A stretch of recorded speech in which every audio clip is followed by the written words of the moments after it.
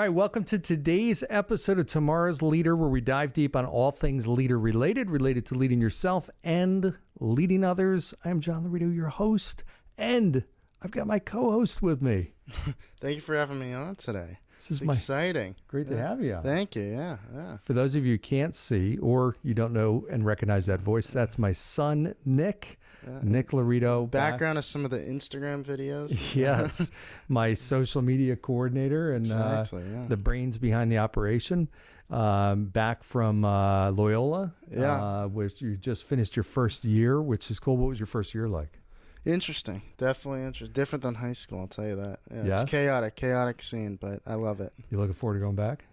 100%, yeah. I'm not looking very forward excited. To I want you to stay back here. Yeah, I'm very excited, though. It's a great school, and I'm excited. That's awesome. Well, you are, I know, have taken a really big interest in leadership and business and entrepreneurship and all kinds of stuff. I love talking with you about it, and we've had some really cool off the record conversations, and I'm like, you know what, this would be kind of a cool thing to bring on the show and have a father-son shake it up a little bit, do a co-host episode. And I thought it would be really cool, and you did too, that you just asked me questions, and I'm not prepared for these in any way, so you haven't given me any idea what you're going to ask me, so we'll see how this goes, but you're going to ask me some questions that you might either on your mind about leadership or that you think other people might have an interest in about leadership. Exactly. Well, I have a few, definitely. So the first one is, obviously I'm involved. I'm starting up an Alpha, a chapter for Kai-Sai, which is your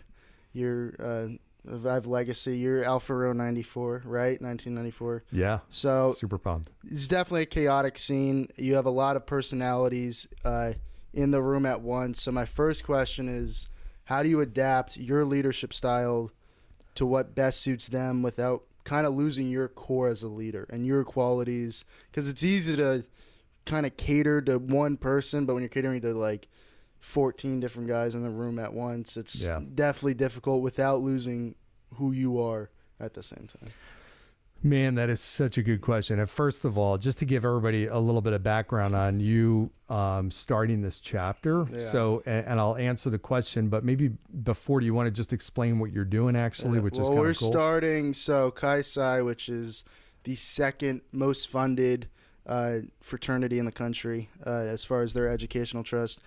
You have legacy there, and when you came out in November, and we talked about my plans for fraternity life, you brought up the idea of starting an Alpha at Loyola Marymount, which obviously it was a long shot. I remember the first conversation. We definitely looked back at it, or we looked forward thinking that, this probably won't happen, but it was kind of right time, right place, and they were looking to expand to the West Coast. They have, I think, Alpha's at Texas Tech and Berkeley, but besides that, I mean, the entire West is not a lot of Kai-Sais, given that UCLA had a big Alpha out there and there's still a lot of alumni. So it kind of got going, and, we made it past the first stage into our colony status, which is where we're officially affiliated with Kai-Sai, which was big, very, very big presentation. It was great. I did it with my co-founder, Adi Gupta. So, that's kind of the background with the Kai-Sai stuff. Been working with a lot of great people, which is amazing, because I remember in college joining a fraternity. It's already well established for decades and decades and decades. So you're basically, and I remember, I think back to college. There's no way I would have had the guts and the courage to start a fraternity, a chapter of a fraternity. And I remember when you and I first started talking about it, it was like this really cool idea that just started to get momentum. But then you had these hurdles of, you had to convince the university, first of all, to accept another chapter of a new fraternity. Still ongoing. Still in progress, Which everything's looking optimistic, knock on wood. But, a lot of great people at Kai-Sai that definitely made that happen. It's exactly what you think it is. I mean, starting up a fraternity. Yeah. Very, very, very difficult, which... it's not 100% the professional setting, obviously. It's leadership, though. But it is leadership. Think about how many people you've had to influence. You've had to influence a school to accept and get behind it, which I know is still ongoing.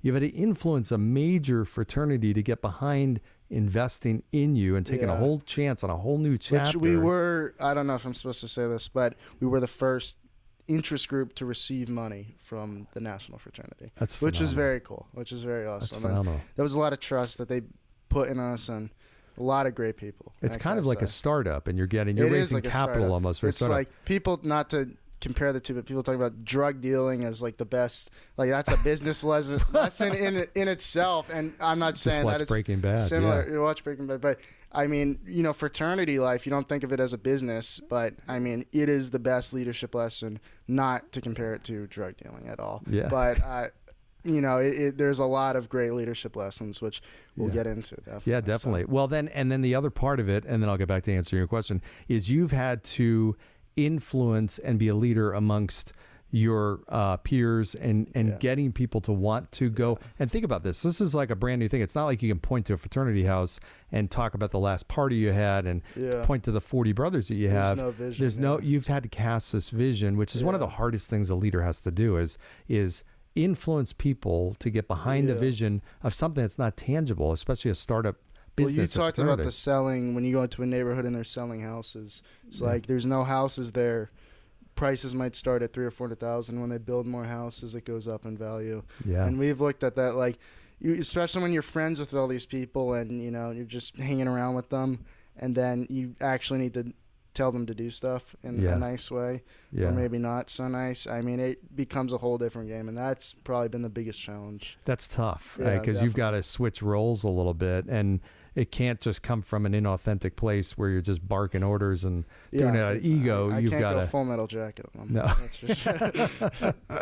Good movie reference. Yeah. Okay, so back to your question, which I think is a great question. So if I'm understanding your question, it's you've got a lot of different personalities, a lot of different types of people. How do you lead that many different types of people and personalities? Is it multiple styles? Do you adapt your style? Exactly. What do you do? Okay. So first of all, great question. I think it's one of the most challenging things that leaders, not only new leaders, deal with, but leaders that have been doing it for decades, because you're always going to deal with new things. You've never got it figured out perfectly. Yeah. So that's, I think, the first message is you're never going to get to a point where every situation, every person, you lead exactly the right way. You're always going to make some mistakes. But I think one of the mistakes that I made early on was trying to focus so hard on being someone or a certain style. Yeah. And I thought overly so about what type of personality I was going to have and everything like this. And what it caused me to do is be inauthentic. I was two different versions. I was the version of John inside of work as a leader, and I was a version outside of work that my friends and family knew. Yeah. And that didn't feel good. It didn't really look good. And ultimately, it really wasn't good. It wasn't an effective way to long-term lead. So my first piece of advice is, and it may sound trite, but you have to be yourself. You have to just lead from the person you are, because people will see that when you try too hard to adapt your style. So number one is figure out what works for you. Be yourself. Speak from your heart. Be passionate about what you believe in. And what you're going to find is the right people will join you and follow you. Yeah. There may be some people that don't, and that's okay, because part of what you need to do is get the right people on the bus and the wrong people off the bus, if that makes sense. And I've seen it with you especially. I mean, some of your greatest friends or closest friends are people that you led. You were their boss for a certain period of time. So that's what I'm going through right now. I was friends first with them, and now I need to step into a leadership role. But when you're talking about like being inauthentic, were you trying to be leaders that you admired that had led over you? Is that what you meant by inauthentic? Yes, that's a great question too, because I was. So I saw my leaders, different leaders, have certain levels of effectiveness. There were some people that I really wanted to emulate. Yeah. But I also realized, their style was not my style. Their personality was not my personality. So, it became very hard. It was almost like an acting job. And one of my bosses was very tough. So I felt like I needed to be very tough, which I think is a part of leadership, of course, but I was harsh. It wasn't tough out of love. It was just harsh because I felt like that style worked for him, and so it's got to be for me, and that was the wrong decision. So what do you think out of all the different archetypes and ways to lead? Like, what's the most effective? Is it a blend of all of these, or is it one? Is it the no BS guy who's like, kind of what you were saying, really harsh? Is it the guy who's super on it, understanding, empathetic, who's like holding meetings constantly, but he's kind of micromanaging? Like, what does that? Not to say that there's a perfect leader, but if you had to choose one that was most effective. I think the perfect blend is a leader that's very visionary, that's very forward thinking, and can paint a great picture. Yeah. They're very much a people leader, so they're empathetic. They very much love their people. They genuinely want to see their people succeed. Yeah. And they really do care about them. And then they also have an edge to them.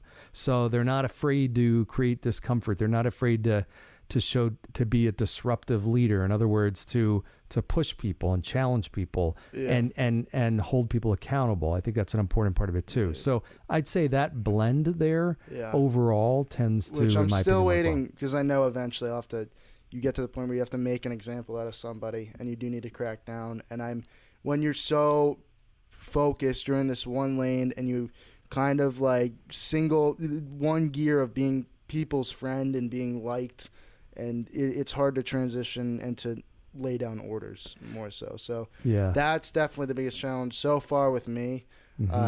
But it's difficult. It's a chaotic environment. It's tough because, and you said it right there, it's the desire to be liked. Everybody wants to be, for the most part, most people want to be liked. The tough part is you think about, there's a lot of people, and when you're leading an organization, you have to make tough decisions sometimes, which sometimes are unpopular and they're not liked. But if people understand where it's coming from, they may not like a decision, but they'll support it and understand it and still respect it and respect you if it's coming from the right place. And I've noticed that, and not to say that I've been lenient, in my ways of leading people, but you can see it, like the minute you lay down law, kind of, people switch their attitudes, and you can still be somebody's friend, although that's not, in my case, it's a little different than, your leadership experiences, because it's all your like friends that you're leading, but it definitely, I feel like you can be multi-geared, and you can, be empathetic and be somebody's friend, but at the same time, be able to tell them what to do. I've always said there's 4 questions that every follower is asking of you and of me and of any leader out there. And those 4 questions are really important to understand. One is, can I trust this person? And it's the same questions that you would ask, determine if you're going to follow somebody. Do I trust this person? Does this person care about me? And then as far as the vision, do I want to go where this person wants to go or wants to take me? And that's not just the destination, but it's the journey also. Am I willing to go through the tough stuff to get to the rosy, picture at the end of the road? And then the 4th question is, do I believe this leader has the capability to get me there? Do they have the skill sets, the competencies, and the track record of success and the motivation to get me there? And those 4 questions are key. If those answers are yes, they're going to follow you, and they're going to follow you endlessly. If you're missing one of those or 2 of those, that's where you might get short-term some results, but you will never get long-term buy-in, and you won't be a long-term effective, influential leader. And that makes sense. So my next question, which, growing up, and you're like, the leaders that you're around are teachers and coaches, and you kind of sort of think everything just falls into place and all the game plans are there. And honestly, what I thought leadership was before this experience was that you're just a personality, and it's how you make people feel, which couldn't be more far from the truth. So my first leadership experience, I remember we had our first meeting. It was probably a Friday night or Tuesday night or something, and we were not partying, but we were in a more jovial mood, I'll say that. I won't list the reasons why, but we were all there, and about 14 or 15 people were in the room. So I tell somebody to shut the door or something to get started, and I have everybody looking at me, and I prepared, and it went all right, but I realized it's like leadership, at least for me in that moment, was taking the initiative. Like, if you don't have an initiative, like, all those guys just wasted their night. So that was a very important moment for me. I'm like, okay, I got 14 or 15 guys huddled in a room like this size. So it's like really tight and small. And I'm like, if this isn't one effective, people are not going to like it. They're going to be pissed for wasting their time. Yeah. And if you don't have a plan at all, then it, it's a waste completely. But it's nerve-wracking, right? Yeah, so, exactly. So like, what was your biggest surprise in leadership? What was the first thing where you were like, okay, I did not know that this was part of it at all? Wow, that's such a good question. I think a couple things. First of all, it was the realization that very few times is somebody going to ask you or tell you what to do as a leader. Yeah. So you really truly are on your own. You're in that room. It's not like somebody's going to say, okay, Nick, well, now lead this meeting, get it started, lead us through the agenda. It's yours, which is a tremendous amount of responsibility. And I remember, I think one of the first realizations was when I had my first office that I ran and realized I had total autonomy. I mean, I could, for the most part, do anything. This was my baby, so to speak. This group was in my hands and trusting me with their futures, which is, I think the biggest surprise was how much responsibility you have as a leader. Yeah. The things as a leader, what I can control is what I think and what I say and what I do.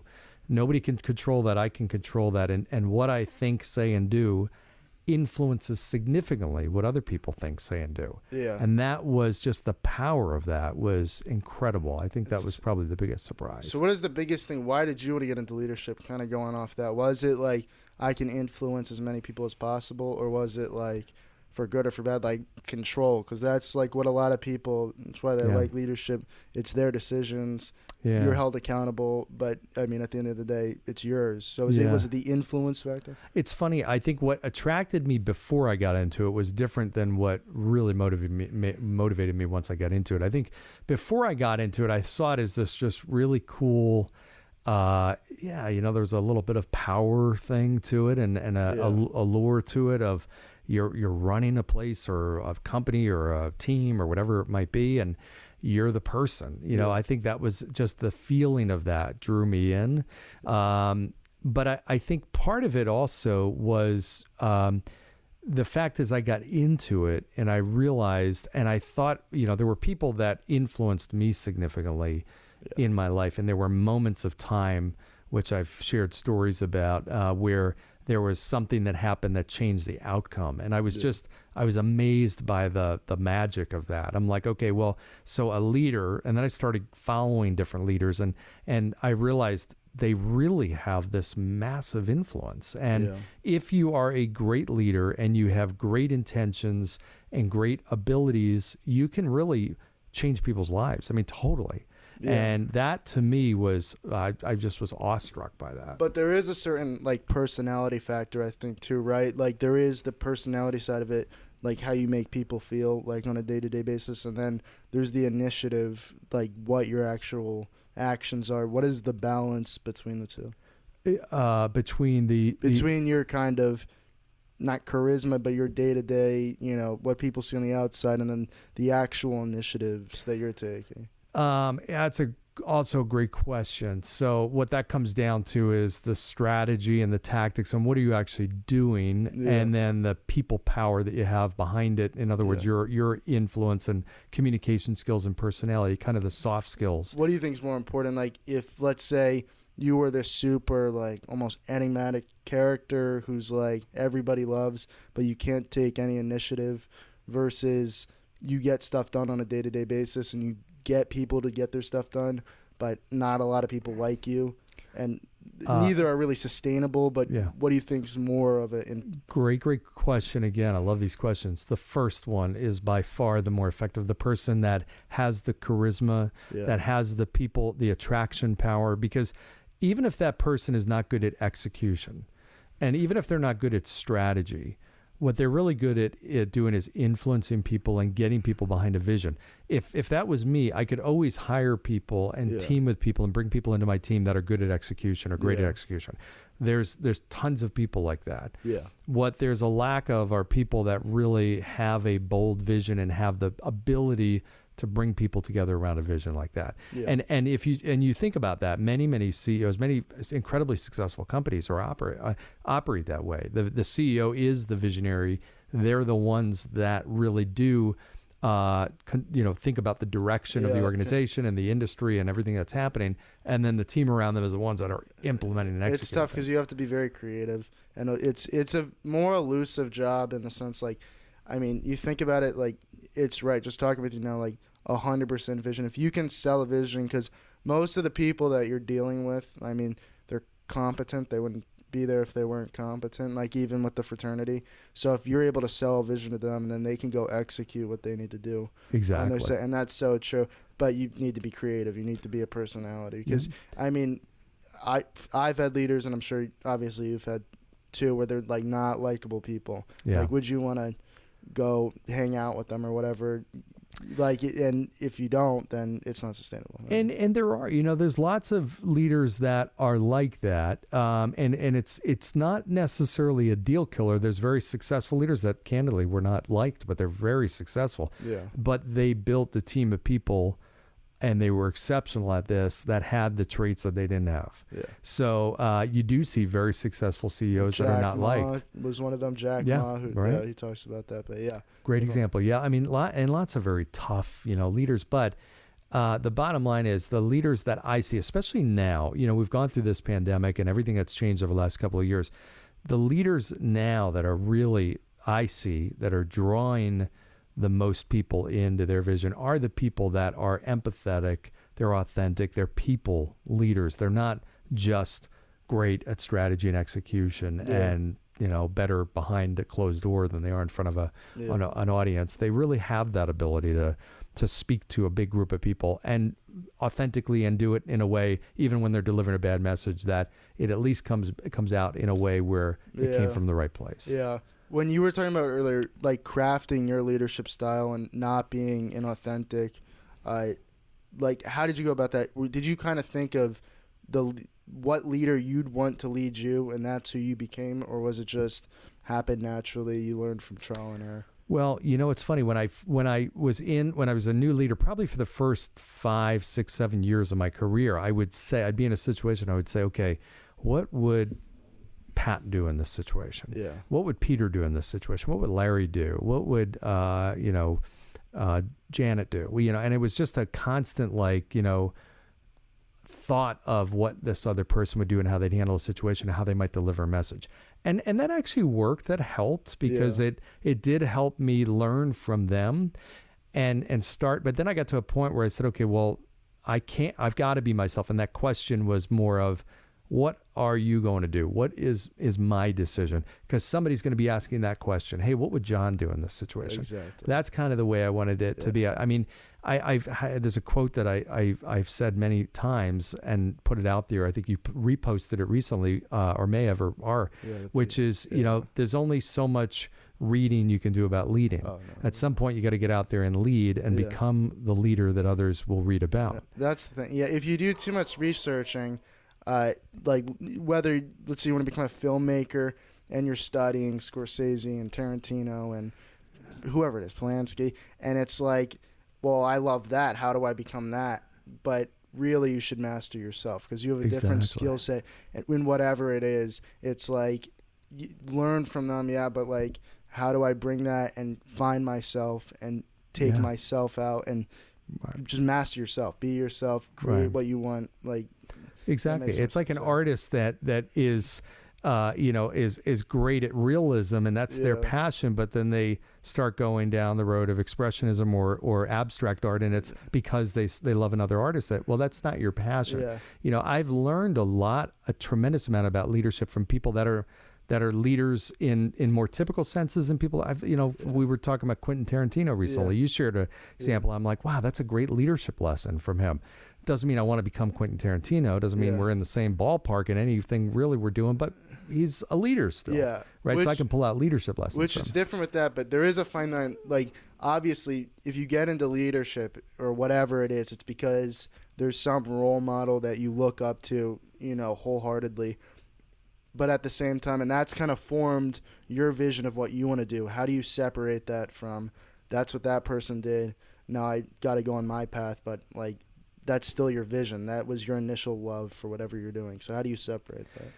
Yeah, I think you have to, if I'm understanding your question, because so how do you, is your question more about when is the time that you do that, or is it more how to? Like, I mean, if you just have a certain vision of something, but that's not the best way that you create or do something. Yeah. Like if in leadership, if you've loved this, like really that kind of more charismatic person, but you're just not that. Yeah. You're more quiet. You get people to do stuff. Yeah. Like, how do you separate yourself from that initial vision? I think you have to, it's like anything else. It's like working out where you kind of develop different muscles. Yeah. And you do different exercises that hit muscle in a different angle that it never did before, and all of a sudden it grows. I think in different situations, like when you're in that room with 15 guys in a closed room, I think those are times you're going to realize you're going to come out of meetings like that as a leader. And I still do, 30 years into this, where I look back and I'm like, I didn't nail it. That was not my A game. I didn't say the things that I should have said, or I didn't handle it the right way, or my response was not the right way, or my facial expression, I don't think was communicating the right thing at the right point, or my body language. You're always going to have moments like that. And that's okay. That's part of growth. So I think you've got to be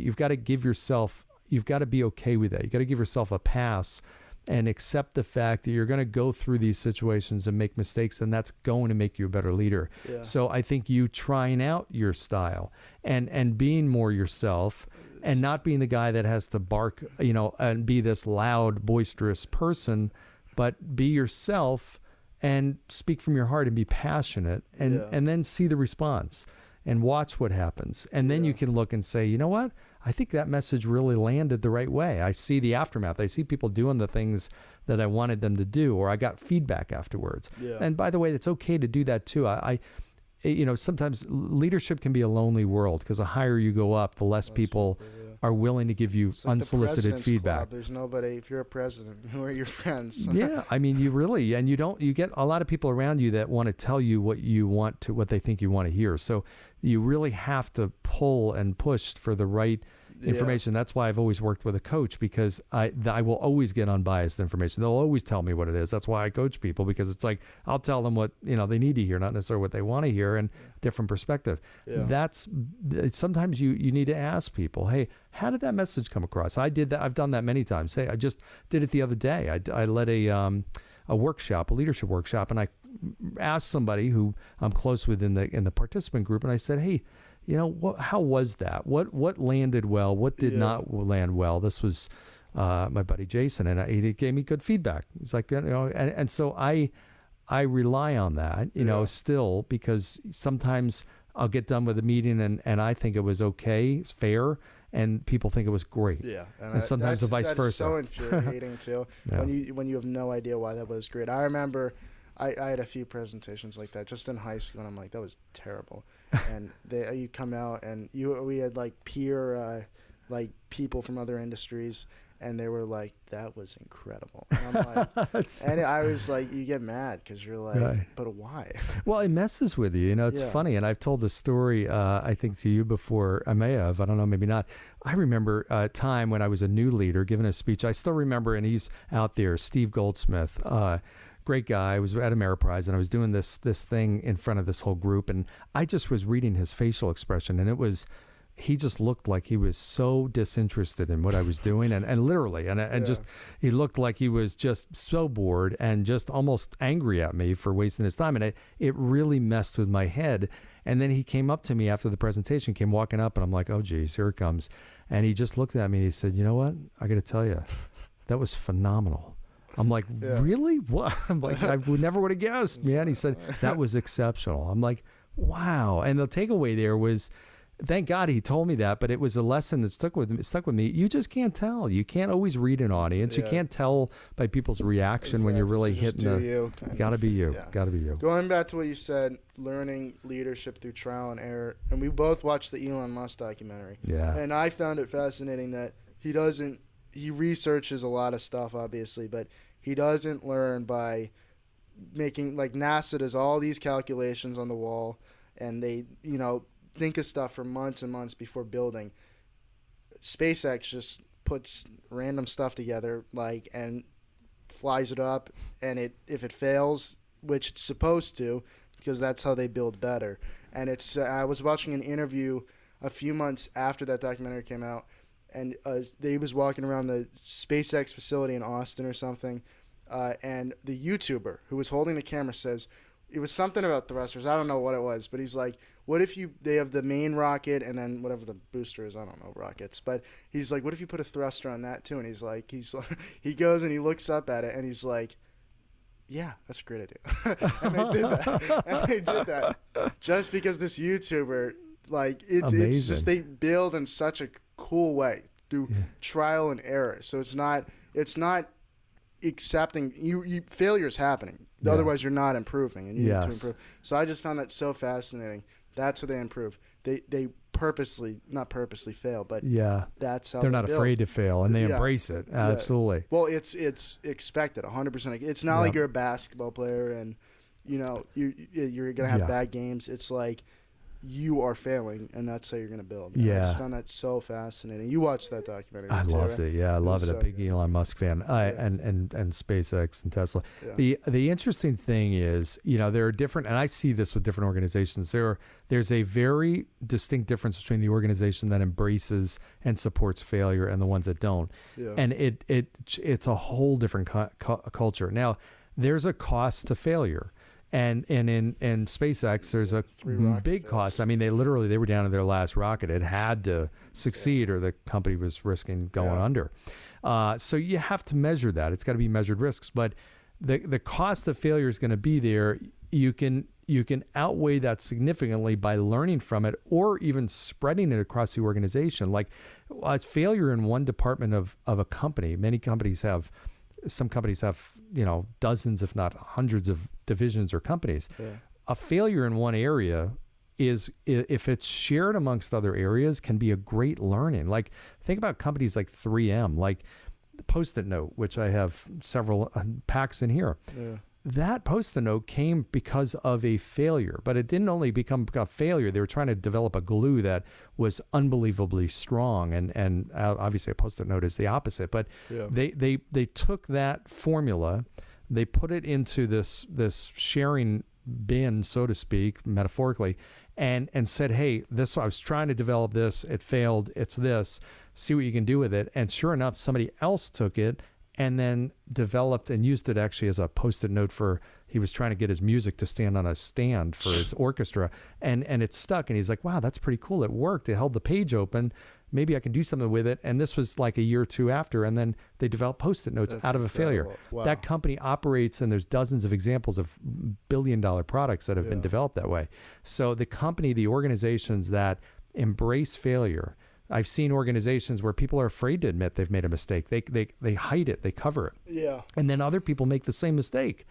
And it goes over and over and ripples through the organization. And all those people made the same mistake because the one person was afraid to share that they made a mistake, and hey, here's what I learned from it. They thought their job was going to be at risk.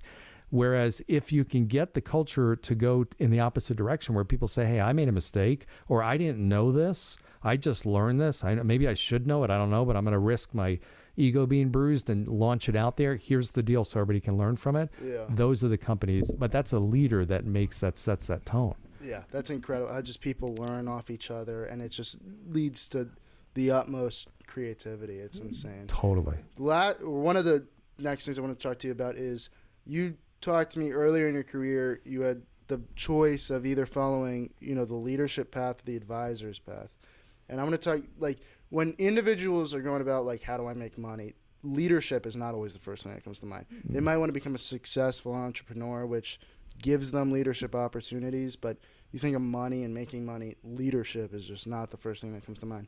And there's a lot of selflessness in that profession. So obviously leaders get paid very well, much better than anybody else. But what was that situation like for you when you wanted to choose that, knowing that advisors could often make a lot more, and still choosing leadership because you believed in it wholeheartedly? Another great question. So a couple of thoughts on that. First of all, and for those listening that might not know, an advisor, financial advisor, so this is in financial services. So that was a kind of a fork in the road, so to speak. Yeah. First of all, the one thing to understand is the advisors that make a lot of money and are doing extremely well, they are leaders. They're a different. Their title may be different, but they are as much of a leader as mid-level or senior level or CEO of an organization, truly. Yeah. And it's really no different in other what than, ways well, they're running a business, you know, Yeah. they're leading people, they're attracting people onto their team, they're building a team. So some financial advisors have 2 or 3 people, some have 20 or 30, some Yeah. have 230 Yeah. people, and they're still a financial advisor, and they've just built this bigger and bigger practice. So, but, you know, so that's part of it, is to understand leadership's a part of everything. But to answer your question, I think the call that, or the question that people are wondering is, okay, if I'm asked, let's say I'm in a role in my company, I'm asked to take a promotion or encouraged to look at leadership. Should I look at the management, so to speak, track, which I don't like the management word, it's leadership. But is that a better path to go? And you know, it comes down to passion and what I've gone different roads in my career for the wrong reasons. I've gone the road to chase money, and there's been times where I have earned a lot of money and not been happy. Yeah. And not been fulfilled, or feel like I'm not in the right spot. I'm not making the impact that I want to. And so it's not just about that. When you find what you love to do, and truly, you know, we did that video, which I thought was great, which you had asked me a question like, hey, you know, how do you know when it's right to quit a job? And my answer was, you use the Sunday test, which is, you know, how do you feel when you wake up on a Sunday? There was a period of time I woke up, I'd open up my eyes, and I was miserable. Yeah, and I was miserable because I was one day closer to work, and I was dreading Monday. Yeah. And I'm like, what the? You know, that's ridiculous. I'm doing the wrong thing. Yeah. And if anybody's out there and they're in that situation, you can't go on like that. You can, but you're choosing a road of misery. Yeah. So you've got to find what you love doing, what you are going to wake up on Sunday, Monday, Tuesday, Wednesday. It doesn't matter. You're going to love it. You're going to be energized. And when you find that, that's where you are going to, the money will work itself out. Yeah. And you're going to be happy. And that's the key thing. Yeah, it's so complicated. There's so many, like anything, so many different areas you can always improve on. Yeah. My last question that I had is advice for me going forward, because as a leader, as a new leader, a young leader, I mean, obviously, I think we're at 17 guys now, which is a lot, but awesome. It's also very intimidating, you know, and we're going to grow exponentially, hopefully, with the new freshman class coming in. But how do you go about bringing in new guys, cultivating the environment that you want, and having everybody work together in somewhat of a collaborative way? I would do a few things. One is I would get in your head a super clear picture of what this looks like in a year or 2 years when it goes really, really well, or 3 years. And I would communicate that over and over and over and over again till people are sick of hearing the vision. Yeah. And because people need to hear it 7-8 times before it really sinks in. That's first and foremost, number one. Number two is there's nothing more important than getting the right people, and don't compromise that. So don't lower your standards to just get body count, so to speak. Think about the quality of the people that you have, because one bad person knocks out 2 or 3, 4 good people sometimes. Yeah. And one great person will help attract 2 or 3 or 4 other great people. So keep your focus on the quality of people. Yeah.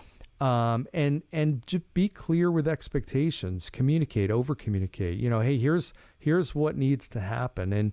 And how can I help? What's the things how can I help make your job or your role easier? Yeah. You're in charge of recruiting. What can I do to help you? We're all part of this. So what needs to happen? You're in charge of activities and figuring out events. What can I do to help you? If you're that type of servant leader, people will respond. And the last piece of advice, don't forget to have fun. People take themselves way too seriously.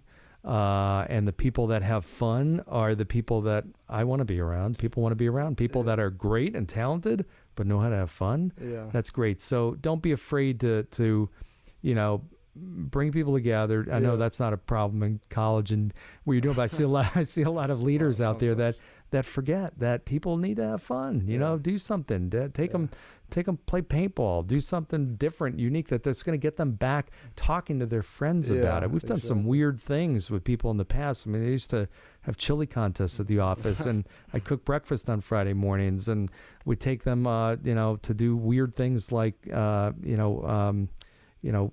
do you call that? Shuffleboard, the shuffleboard on the ice, whatever that is. Forget the name of that thing, whatever. Somebody's going to tell us afterwards. But, just curling? Do curling. Yeah. Do different things, just have fun and realize that's what keeps people energized. Yeah. That's great advice. Wow. It was fun being on today, definitely. I think this is something we should do more often. I love it, man. Yeah. I love this. I think we're going to get some interesting, good feedback. This was great. I learned from this too. Yeah, I learned a lot from that. I almost started writing stuff down. But I love it. We said, and this was, by the way, totally unscripted. You had some questions prepared. Well, I went into this blind. This was all we had. Yeah. I love this. So I think we should do this again and come up with some other questions, and we'll keep this going. Yeah, definitely. Awesome. Thanks, man. You're a great co-host. Thank you. Thanks. Yeah. And thanks all of you for joining today. Hope you like this. I did. I had a lot of fun. And just let us know. Give us your feedback. I mean, tell us. Shoot us a note. If you like it, we're going to post this out there, obviously, as we do everything else. So be sure to like, subscribe, go down below, give 5-star review, of course. And as I always ask, let me know your thoughts on future guests and content. I got some great episodes coming up based on your feedback. I got a long list, so keep them coming. I got a lot of podcasts to do, and my new co-host here will hopefully maybe join me in doing some of those. Definitely, yeah. All right. Thanks, everybody. Have a good one.